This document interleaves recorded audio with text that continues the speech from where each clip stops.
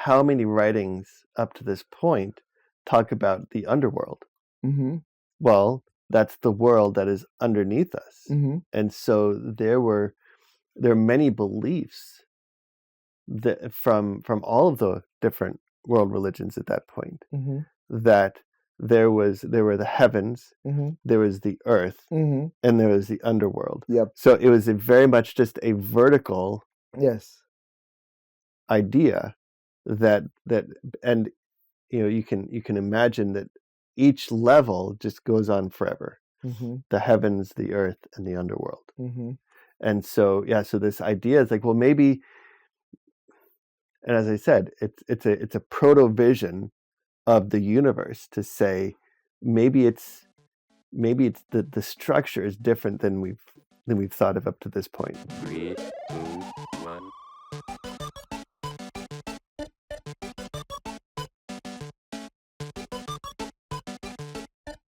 Welcome to Love Machine. Welcome back to another episode of Nerding Out with That Nerdy Catholic. I'm Seth Payne, and I'm here with my ever co-nerd Cesar. And today we are starting our new series on the history of physics. And last week we did kind of a quasi introduction episode looking at natural philosophy and its implications on science. But now we're going into a history, just like we did with math. We're going to do a number of episodes on the history of physics, looking at a number of physicists and how the discipline of physics developed over the years. And then we're going to do probably longer than we did in math. We're going to do a number of episodes on different topics in physics. Mm-hmm. And there's so many developments in physics in the last 50 to 75 years that we want to kind of go into. And one, because there are a lot of but two, for myself, I know, and I know for Cesar as well, these are topics that really interest us. And so we're going to go into that later. But now we're doing the history of physics, and we're starting like we did with math back with the Greeks. But before we jump into it, I want to remind you that if you go over to thatnerdycatholic.com, you can sign up for our email list and get updates for when we put new things out there. If you go over to thatnerdycatholic.com/merch, you can get cool mugs and t-shirts. There are also some other neat designs on our site. We just put out this new design of Father of the Big Bang. And we're going to be talking about, we've already talked about Father George Lamantra a few times, but we're going to have an episode specifically dedicated, devoted to him in a little while, and hopefully someday he'll become a saint, and he can be the patron saint of our channel, which would be that awesome. would be great. We now have a way for you to financially support That Nerdy Catholic. If you go over to thatnerdycatholic.com/support, we have a new campaign up that will allow you to help support us financially, and we would really appreciate that, to be able to help out with the equipment and time and everything. So anything you can do to help would be really appreciated. But now let's jump into Greek scientists. Yes. Lead us off, Cesar. We are starting with Anaximander today, and some people say, wait, why not Thales? I think Thales is very important, is very influential, but this guy was living in the time when Thales was living in the same city, by the way. Mm-hmm. And he just born 10 years after the born of Thales de Mileto. Historians say that he born on 610 before Christ, and he lived up to 546 before Christ. No, Mm-hmm. So there you go, 56 years Mm-hmm. that has lived this Greek physicist. No? So as I said, he was born in Miletus. No, and he knows Thales. No, so he he was one of the physicists that Aristotle also referenced to. Mm-hmm. You have to know that we didn't have any writings from Anaximander. Mm-hmm. All we know from Anaximander, from Thales, and for all the pre-Socratics were because of the writings of Socrates and his disciples. Mm-hmm. Even though Socrates didn't write anything, he said the things, and his disciples were the ones writing. Mm-hmm. But Socrates reference Thales, Socrates reference Anaximander, and so we are going to talk about Mm-hmm. Anaximander right now. Yeah. No? Well, that's an interesting, place to start, and it makes me think of scripture. Now, that seems like a stretch, but I'll say this: when everything that we have of scripture, especially the Old Testament, we look at the Pentateuch, the first 5 books of the Bible, and tradition says we say that those are all from Moses. Mm-hmm. Well, Moses didn't write anything down. We don't know who actually wrote down all of those books. But one of the things that we've lost in modern culture was something that as humanity we did for thousands of years, which was pass down knowledge orally. Yeah. And this is just kind of a little aside as we go into this series, and especially talking about Anaximander, that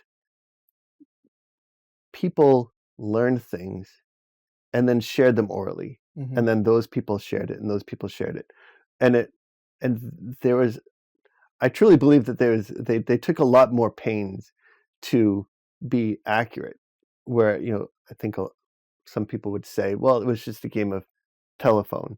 So how do we know how accurate a lot of the stuff was once it was written down? But since most people didn't know how to read or write, preserving things orally and in as much detail as possible was a skill that we don't have anymore. That was that people did all the time, especially when someone was influential and important and was coming up with new ideas. People would say, okay, well, those are very important, so we need to do whatever we can to record them orally as accurately as possible until someone finally says, okay, well, now let's get this down in writing. Yeah, no, that's really important. For example, I want to open a little parenthesis here, because also Incas didn't have a writing system, and all the and we are talking about Incas up until the Spaniards came to America, which is 1500 something. They didn't have a writing system, and all the traditions that Incas people know were passed for centuries orally. Yeah. No? Yep.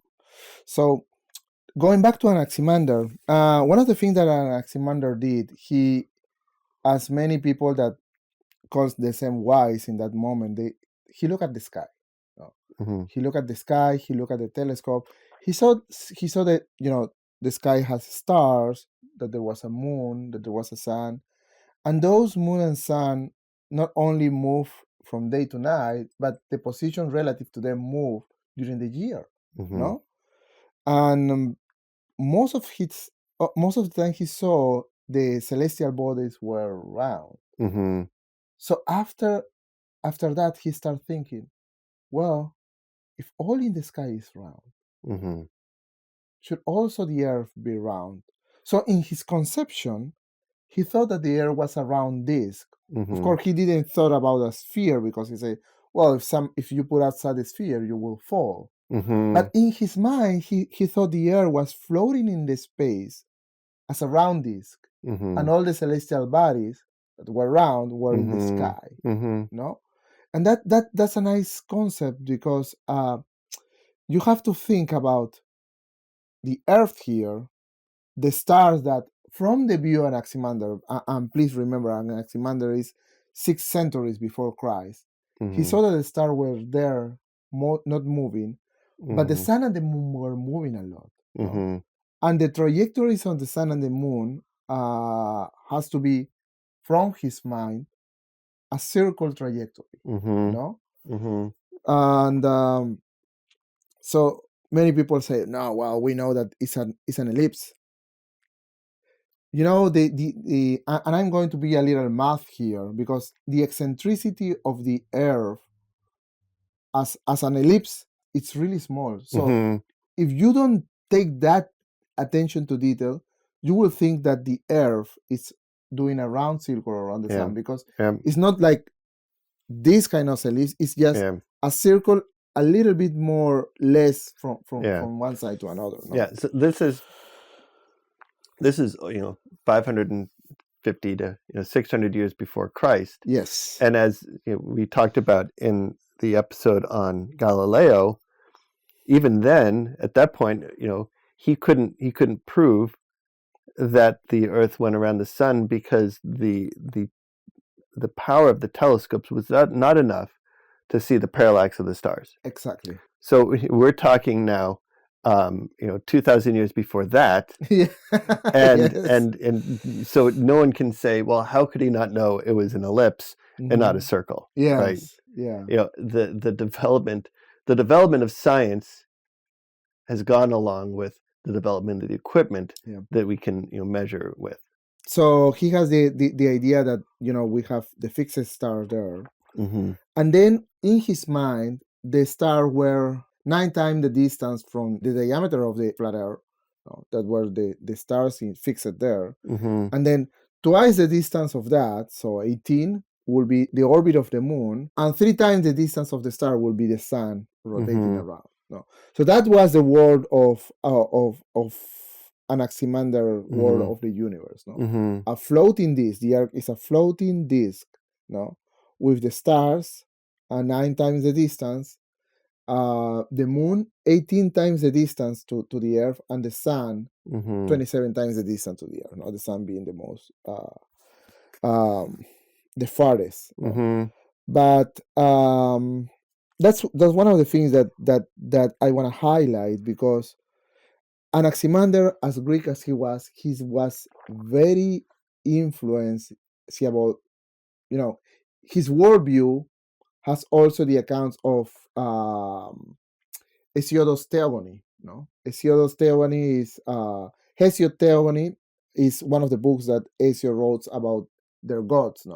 And in Theogony, he mentioned that the angels fall during 9 days from the stars to the Earth.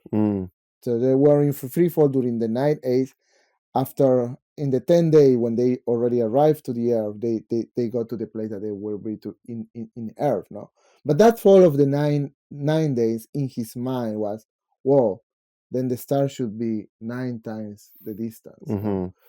And then the other measurements, it wasn't because he was trying to have an accurate measure, because, as you correctly mentioned, he didn't have the instrument for that. He said, well, then if that's the stars, the moon has to be farther. So he put it twice as farther as the star.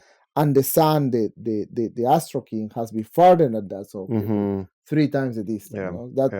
That was his worldview. Yeah. Well, and it would be 2,500 years after that we would actually be able to measure the distance accurately to any celestial object. Yes. But it's so interesting, this, and it's hard to think, with everything that we know now about the universe, the size and the shape of the universe, to actually look at this discovery, this development, and say this was a very early idea of there being a universe. Yes. And not just the Earth and the sky. Yeah.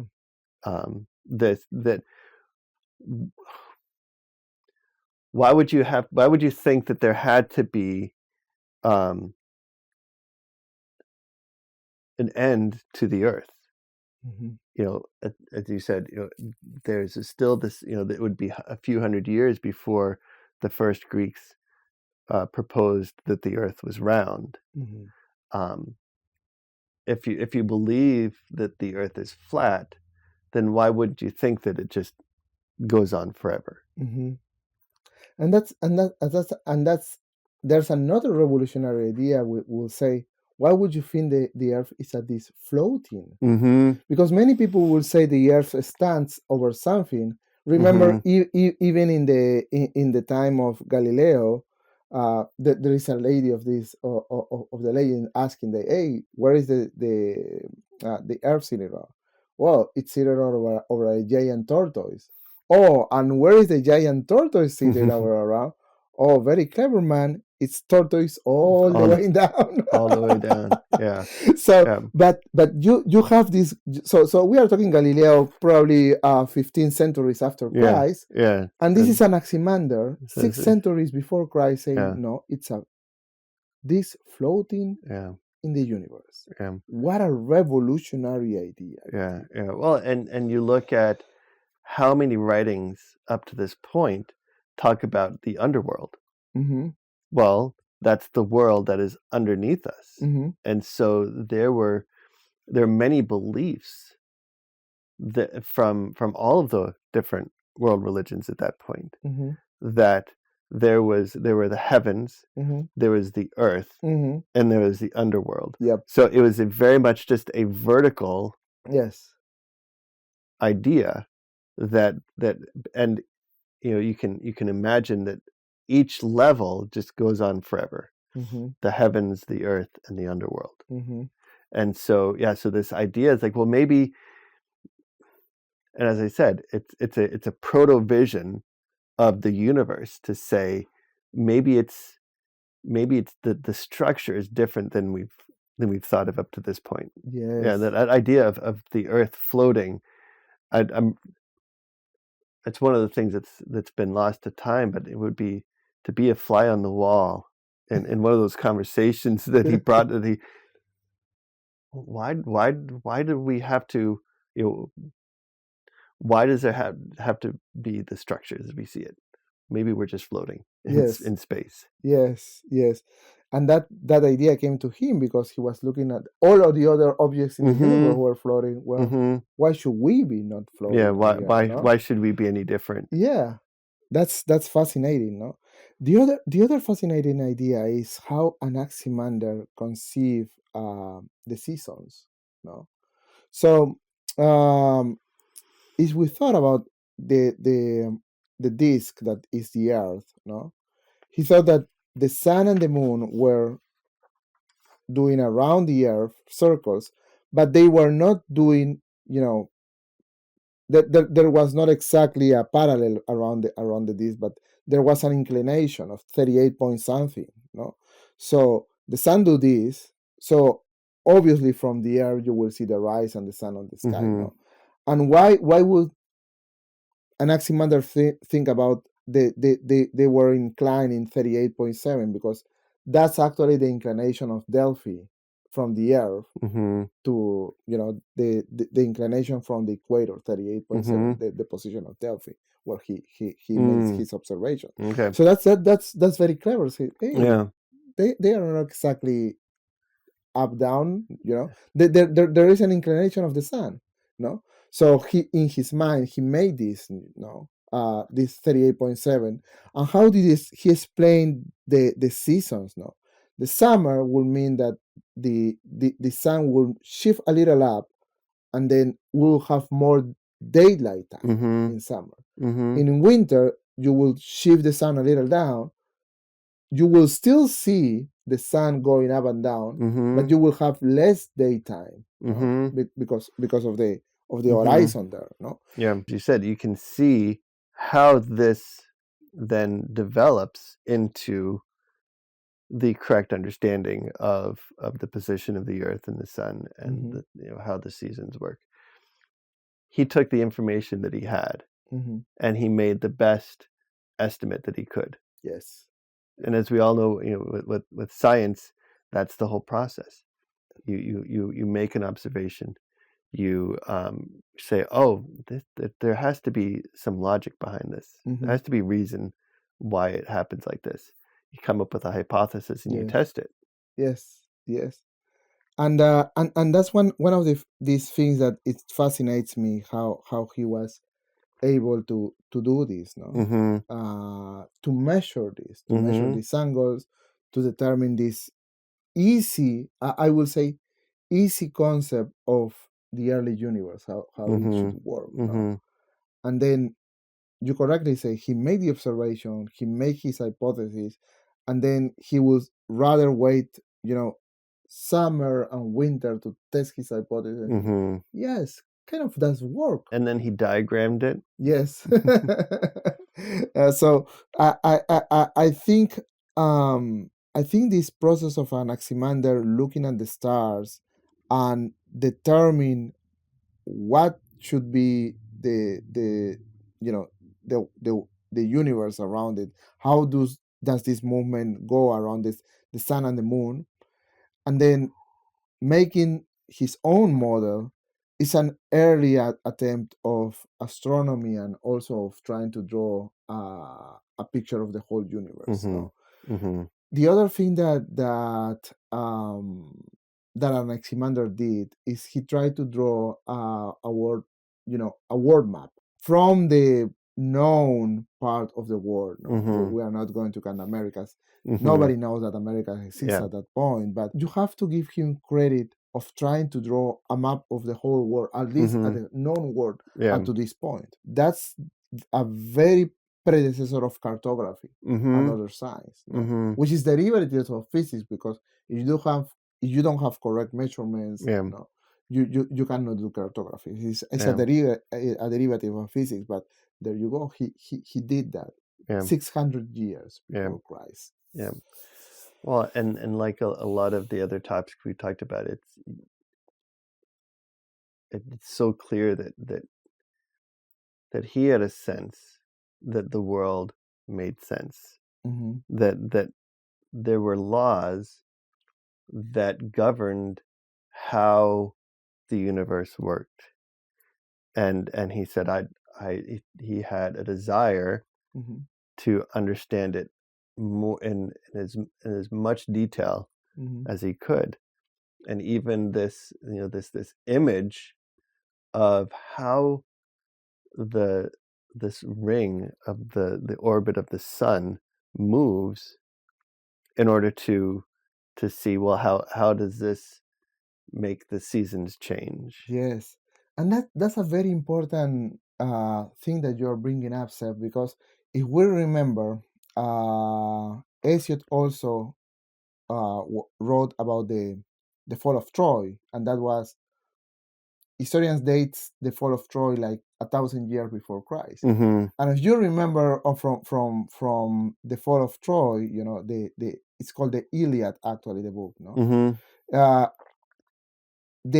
The worldview of the people were, oh, it is raining, it is because the gods of doing. Yeah. It is sunshine too much hard, it's been the gods' will of that, no? Mm-hmm. Everything happened because the will of the gods. Yeah. No? Yeah. Everything, the seasons, the dry time, no, the lack of rain, the lot of rain, Mm-hmm. the natural disaster, everything is because the gods were angry, or the gods were happy, or whatever. No? Mm-hmm. Anaximander took his time to separate that concept from his, and say, maybe there is logic. Mm-hmm. And he came up with a model Mm-hmm. that for that time fits the predictions, Yeah.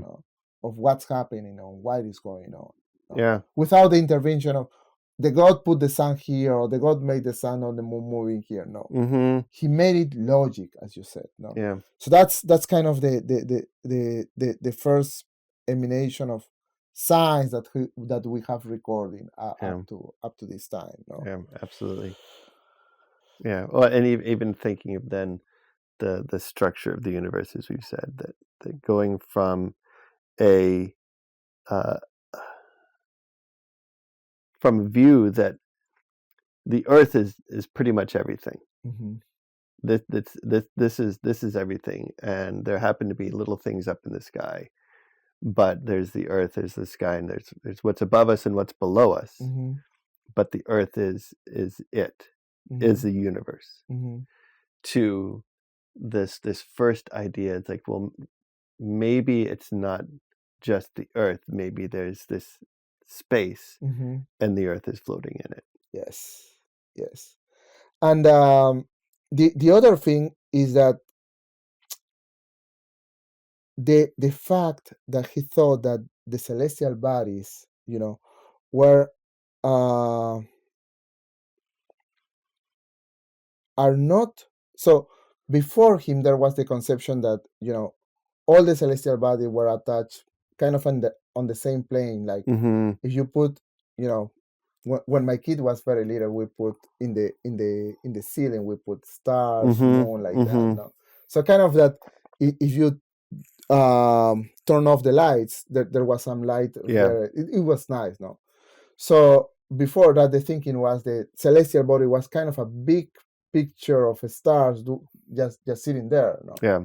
And he defied that idea, that the celestial body were just there, no? The only way that he saw that dates and night were different is because there was movement outside. No, and he tried to explain that movement. No, and that is something really novel to his time. No, it's a revolutionary idea that the celestial body was not just a thing over the earth. It was a space, and it has different distances from one to another. Yeah. No, the concept that there was death in the celestial body is a new concept. Instead of just everything is fixed up there. Yeah. The concept of death, the concept of one thing beyond the other thing. Yeah. It's a novel idea that he's introducing. No? Well, and as you said a few times, looking at, well, what is the structure of the universe? Yeah.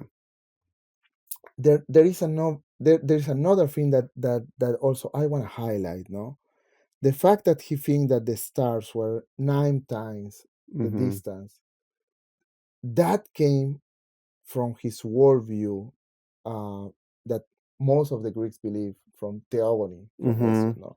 Theogony is about the Greek gods. No? And there, again, as we mentioned before, you will try to be as far as objective as possible, but your worldview is always going to influence your hypothesis. Yeah. In his worldview, the gods fall from 9 days from the star to the earth. So that's why he put 9 times the distance, and then 18 times the moon, and 27 times. No. Yeah. Well, and looking at as you said, the development of logic, this is, hundreds and hundreds of years before we have any concept of the idea of gravity. Yeah. and so it's like, well, how can you calculate the distance and that it's 9 times? Well, that's not has nothing to do with the speed of the speed of their falling, of the speed of gravity or anything. He took this truth that he believed about the falling of the angels. It took 9 days. Like, okay, well, let's come up with some structure that explains that. If we believe that if there is actually the true size to the Earth, there's a diameter to the Earth. Well, then, and we know that it took them 9 days to fall from the stars. Well, then let's put a measurement on that. Yes. It's just this beginning of this idea of let's try and make measurements. Let's try and even put values on distances. That, okay, well, 9 days to fall from the stars. If we look at whatever the diameter of the Earth is, and he doesn't say any values. He doesn't say, okay, well, since the Earth is 2,000 kilometers across, 2,000 stanza, then it must be 18,000. There's no, it's all relative measurements. Yes. It's to say, well, let's just take the diameter of the Earth, whatever it is. Say the stars are 9 times that distance. That the moon, the moon is 2 times that, and the sun is 3 times that. Yeah. It's this first step of building a structure Yes. and trying to make, as we said, as best as he could at the time, trying to put numbers and distances to that structure. Yes. And again, he makes a logical structure. He makes his observation, and then his worldview is in the hypothesis. And through through all the physicists that we are going to go further in this episode, we'll see that their conclusions there were heavily also their hypotheses that were heavily rely on their worldview. It's something that you have to take into account, because well, and as you said before, the important thing, especially when the episode where we respond to some of the comments, the important thing, thinking about how your worldview relates to your hypothesis. What's most important is that you have the humility to say, as you're doing your experimentation, as you're doing your measurements, whatever work you're doing, based on your hypothesis, to have the humility to say, okay, I can see in my hypothesis, I can see where my worldview shapes my hypothesis. Now I'm going to do some measurements, experimentation, to have the humility to say, it looks like what I'm observing in my experimentation, in my measurements, might show me that some part of my worldview isn't quite correct. Yeah. Is either wrong or just a little off. Yes. The humility to say, okay, well, I'm going to continue making these observations. I might have to change my worldview based on that. And that takes a lot of courage and humility. That takes a lot of courage and humility. And that's really important, because you will see later in scientifics, great scientifics like Newton, for example, when his worldview was the universe is as always it was. If he thought about, gravity makes the things get closer, and gravity is just an attractive force, then probably the universe was. But his worldview was so strong that he didn't make that prediction. No. Now, right now, everybody will admit, there was a Big Bang and there was an expanding universe. But this idea is just 80 or 70 or 80 years old, no more. Well, yeah, as we said before, even Einstein. Yes, even Einstein. Early in his life, thought that the universe was static. Exactly. That's that's years after Newton. Thousands of years after Anaximander. But as we said, you look at the worldview that people had at the time of Anaximander. Yeah. That he had to have gone through the same process in his own mind to say, what I'm observing, what if the Earth was floating? Yes. In space. What I'm viewing doesn't make sense if, as you saw in the diagram that he drew, what I'm seeing in the sky doesn't make sense if the sun cannot go below the horizon of the Earth. Yes.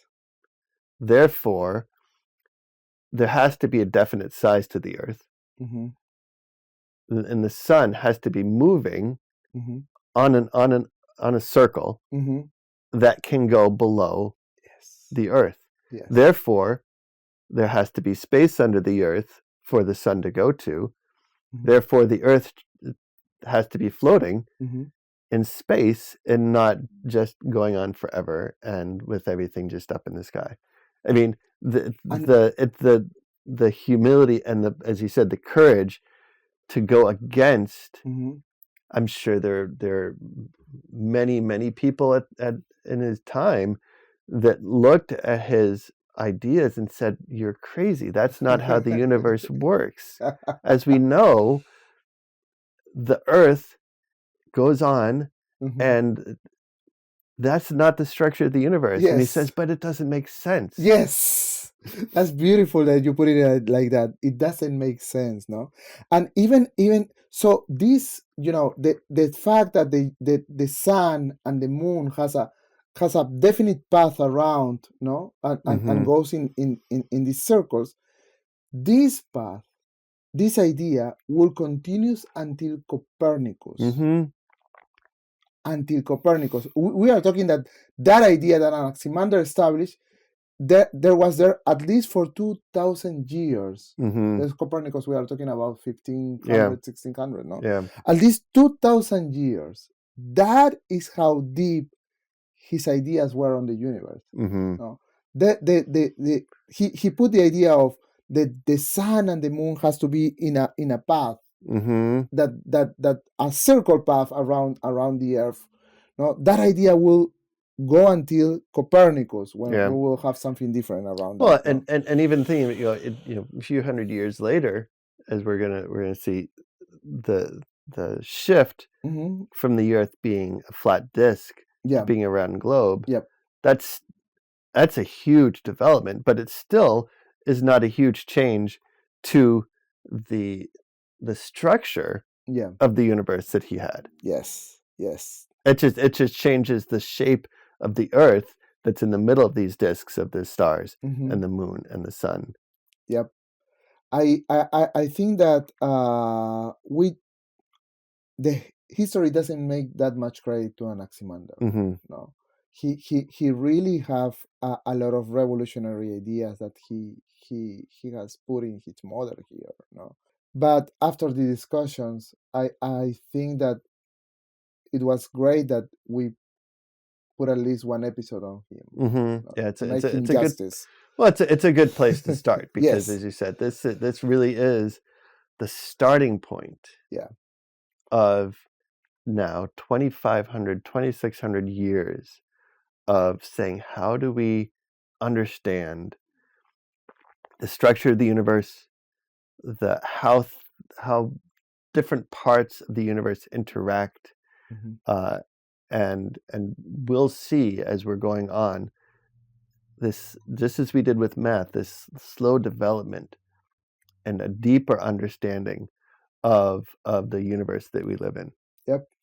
Definitely. Yep. Definitely. Yep. Well, I want to thank you. Was there anything else you wanted to say? No, I mean, it was a nice conversation about Anaximander, and we are going to continue with this conversation for another great Greek physics in our history. Yeah. Well, we hope you come back for that, and we hope you continue to come back for this conversation on the history of physics. Mm-hmm. And I want to encourage you, wherever you are, as you're thinking about Anaximander, and as we continue to look at the history of physics, to think about this idea that we always come back to, that this search for truth. Mm-hmm. That's what we're all about. That we want to understand. We want to understand this world that we live in. We want to understand the universe that we live in, and we want to understand the truth. And we're gonna seek that truth however we can. Mm-hmm. And I just want to encourage you to continue to seek for the truth, and however you find that, whether it's in science, whether it's in faith, Mm-hmm. in philosophy, just remember that you can't have any truth that contradicts another truth. Yes. And however you're seeking for that truth, that's important. And as Catholics, we know, or we see where that truth leads to. But what's important is the seeking for truth, right? And also, I want to highlight. Please put some comments. Put your ideas on this. But whenever you put your comments, for example, if you think no, that thing is wrong, please, in the name of reasoning and pursuit of truth, put why you think you're Mm. wrong. Mm-hmm. That is really important, because one thing is say you're wrong and that's it, because that's how things are, and another thing is, I think you're wrong because of this evidence, no, that we can see. Yeah. Or even bring your own logic into your writing. This is how we enrich the discussion around science, no, and the pursuit of truth, no. And we love to see your comments, and we are looking forward absolutely. to it. Yes, Absolutely. Yeah, we love every comment that we receive, and I would say along with that, just avoid the one phrase that we're not really big fans of. Science says. Yes. There's not a guy. There's not a guy. I didn't meet that guy Science. Do you? I've never met Science before, but apparently he says a lot. Yes. Stuff.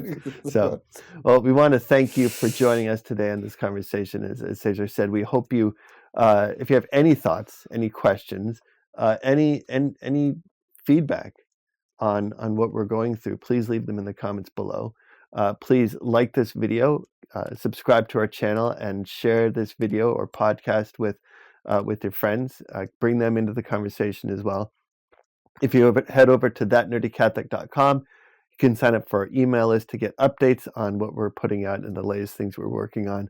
You can go over to thatnerdycatholic.com/merch and get the latest t-shirts and mugs and things that we're putting out. That is a great way to help support our channel. All the profit that comes from those sales goes to support the work that we're doing.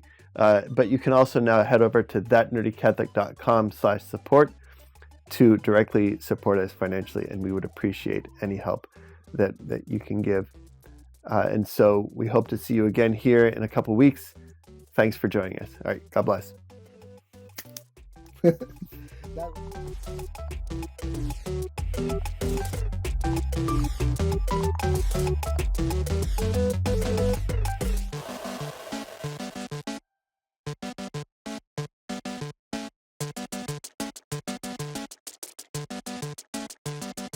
System shut down.